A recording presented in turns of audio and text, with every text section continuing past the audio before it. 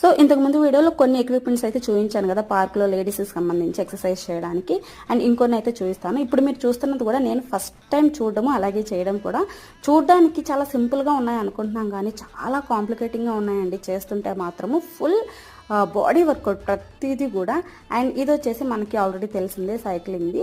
చాలా బాగుంది. దీని మీద నాకు ఆల్రెడీ ఎక్స్పీరియన్స్ గానీ ఉందనమాట. అండ్ దిస్ వన్ ఆల్సో, ఇది especially for chest and arms fat కండి, చాలా మంచిగా యూజ్ అయ్యింది. ఈ లోపు జినీ కానీ వచ్చి ట్రై చేస్తున్నాడు అందుకోవడానికి.